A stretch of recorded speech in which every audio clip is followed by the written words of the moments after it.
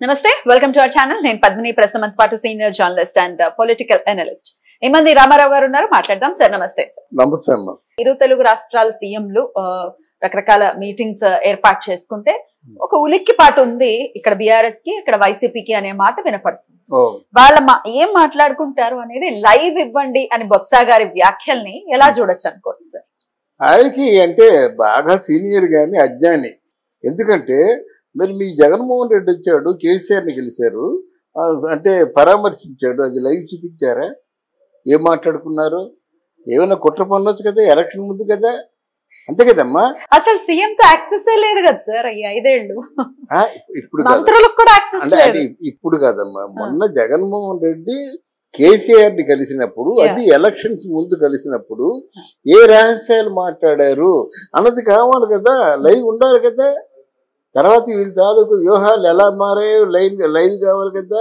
మరి మొన్న మీరు లాస్ట్ 5 years అంటే అసెంబ్లీలో మీరు మాట్లాడుకుంటున్న మాటలు లైవ్ ఎందుకు ఇవ్వలేదు మీరు జర్నలిస్టులు కూడా ఎందుకు అనుమతించలేదు మీరు కొన్ని ఛానల్స్కి ఎందుకు బ్యాన్ విధించారు మీరు కొన్ని ప్రింట్ మీడియా సంస్థలను ఎందుకు మీరు మీటింగ్ని పిలవటం లేదు వీటి సమాధానం చెప్పి బొత్స మాట్లాడితే బాగుంటుంది అసలు బొత్స మాట్లాడకూడదు ఉత్తరాంధ్రకి అంటే మగుటం లేని మహారాజు లాంటి బొత్సకి తన సీటు తనే గెలవలేకపోయేటంటే మళ్ళీ ఇంకోసారి మాట్లాడకూడదు తన మీద ఎంత వ్యతిరేకత ఉంది ప్రజలు తనను ఎంత తిరస్కరించారు ఎలా చీకుట్టారో ఓట్లతోనే చూపించారు లైవ్ ఇవ్వాలి కదా కొత్తగా మాట్లాడుతున్నట్టు వాటి అవన్నీ పరిష్కారం కావాలి కదా ఇక్కడ ఉలిక్కి పడతారంటే వాళ్ళు వచ్చారమ్మా అపరిష్కృతంగా చాలా సమస్యలు ఉన్నాయి మాట్లాడుకున్నారు దాంతో మీకేం పని మీరు అధికారంలో లేరు కదా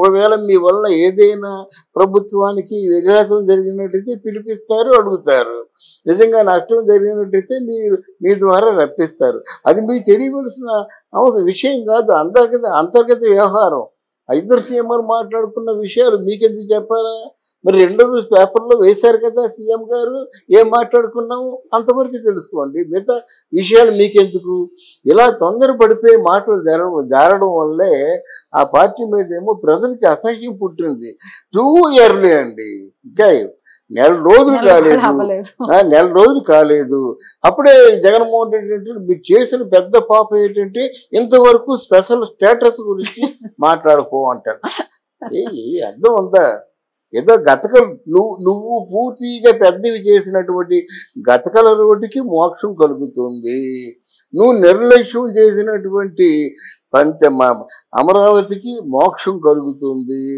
అలాగే నువ్వు ఎక్కడెక్కడైతే పూర్తిగా నెగ్లెక్ట్ చేసావో మచిలీపట్నంకి రిఫైనరీ ఆయిల్ ప్రాజెక్టు 6,000 కోట్లతో వస్తుంది అర్థమైందా అలాగే మీకు వైజాగ్ టు చెన్నై కారిడార్ వస్తుంది వైజాగ్లోనే భోగాపురం ఉంది అక్కడ గ్రీన్ ఫీల్డ్స్ ఇంటర్నేషనల్ ఎయిర్పోర్ట్ వస్తుంది అది కాకుండా వాళ్ళ తాలూకు ప్రణాళికలో 10 లక్షల కోట్ల రూపాయలు పెట్టుబడులు వస్తున్నాయి ఇది ధైర్యంగా చెప్పగలను నేను రాబోతున్నా నీకేం కావాలయ్యా నీకు ఎందుకు ప్రశ్న వేస్తా నువ్వు ఇంకా మనం వైఎస్ జగన్మోహన్ రెడ్డి ఆ దేవుడు పంపించిన స్క్రిప్ట్ ఆయన చదువుతాడు ఆయన చదివిన స్క్రిప్ట్ మీరు చదువుతారు అనుకుంటే నలుగురిలో పరచన అయిపోయారు కేవలంగా ఏహభావంతో చూస్తున్నారు బండి బొత్స సత్యనారాయణ లాంటి ఒక సీనియర్ ఎలా మాట్లాడతాడా అనుకుంటున్నారమ్మా సీనియర్ కదా 20 మంది నీ వెనక తిరిగేటువంటి ఎమ్మెల్యేలు ఒకప్పుడు నెంబర్ 2 పొజిషన్ నుండి నెక్స్ట్ ఎవరురా సీఎం అంటే బొత్స సత్యనారాయణ సీఎం అని పిలువబడే బొత్స సత్యనారాయణ గారు ఎంత ఒక అమాయకంగా తిరిగి తక్కువతనంగా మాట్లాడతారు ఏదో ఒకటి మాట్లాడాలి అని మాట్లాడినటువంటి వైనం అనుకోవచ్చా లేకపోతే అసలు దీనికి ఏమన్నా అర్థం లేదమ్మా లైవ్ వాళ్ళ ఇష్టం ప్రభుత్వం వాళ్ళ దృష్టిలో ఉందమ్మా ఇంకొకరి దృష్టిలో హోంమంత్రి ఉందమ్మా జగన్మోహన్ రెడ్డి తాలూకు పరిపాలనలో 5 సంవత్సరాల్లో ఎవరి మీద కూడా ఒక నిఘా పెట్టి ఒక స్కామ్ని పట్టుకున్నామని మాట్లేదమ్మా నిరాఘాటంగా సాగిపోయింది ఇంకా పరిపాలనే మొదలవ్వలేదు కాకినాడలో ద్వారంపూడి చంద్రశేఖర్ రెడ్డి అనేటి వాడు 50,000 కోట్ల స్కామ్ బయటపడింది ఇప్పుడు అలాగే ఒక్కొక్కరు చేస్తున్న స్కామ్ అక్కడ పెద్దిరెడ్డి రామచంద్రారెడ్డి రోజా తాలూకు 3,000 కోట్ల స్కామ్ అక్కడ బయట పడింది తిరుపతి మీరు నిర్ణయించుకున్న మీ క్రైస్తవుడు కరుణాకర్ రెడ్డి చైర్మన్, మీ క్రైస్తవుడు వైవి సుబ్బారెడ్డి తాలూకు చైర్మన్, ఈయన చైర్మన్, ఆయన చైర్మన్ బోర్డుకి.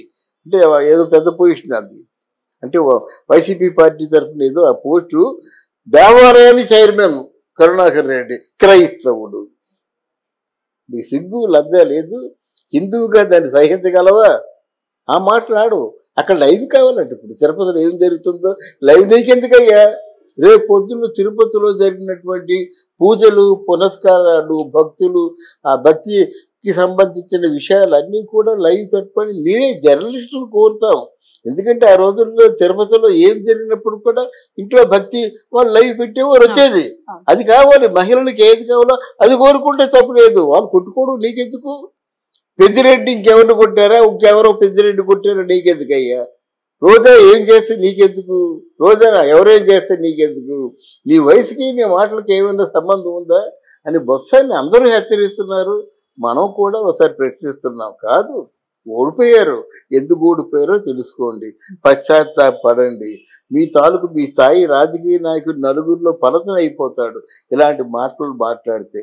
మౌనంగా ఉంటేనే మీకు గౌరవం దక్కుతుందని హెచ్చరిస్తుంది. అసలు మార్పును ఎక్స్పెక్ట్ చేయొచ్చా సార్ ఆ పార్టీ నుంచి? అంటే ఇప్పటికీ మనం చూస్తే కొంతమంది నాయకులు, ఇప్పుడు బొత్స గారు అనుకోవచ్చు, అంతకుముందు కొడాలని మాట తీరులో ఇంకా ఎటువంటి మార్పు అయితే కనపడట్లేదు. అసలు ఎక్స్పెక్ట్ చేయొచ్చా రానున్న రోజుల్లో? అది యథారాగా తదాప్రదమ్మ. ఎందుకంటే జగన్మోహన్ రెడ్డికి నాకు అంటే కళంకం తెచ్చే పనులు ఏవి చేయొద్దు. మనం ఎందుకు ఓడిపోయామో మనలో మనం రివ్యూ చేసుకుందాము. ఒకవేళ ప్రజలకి మనం కనెక్ట్ కానందువల్లనే ఓడిపోతే ప్రజల్ని మనం బాహాటంగా క్షమాపణ అడుగుదాము. మనం ప్రతిపక్షం, పాలకవర్గం జనాలకి మంచి చేసే పని ఏ పని అయినప్పుడు కూడా మనం సహకరిద్దాము. ఈ ధోరణిలో మాటలు కావాలి. అంతేగాని ఎప్పుడూ ఒకటే పాట. అందరూ అంతే. అక్కడ అనిల్ కుమార్ యాదవ్, రోజా, కొడాలి నాని మార్పు వస్తుందని ఎందుకంటే వాళ్ళ వేళ్లతో వాళ్ళే కళ్ళు పొడుచుకున్నారు. ఒక్కరైనా నీతిగా మాట్లాడుతున్నారా? ఇప్పుడు ఎందుకు? ఇప్పుడు వచ్చేస్తున్నారు కదా. ఇప్పుడు టీడీపీలో కొందరు వస్తున్నారు, మన జనసేన పార్టీలో కొందరు వస్తున్నారు.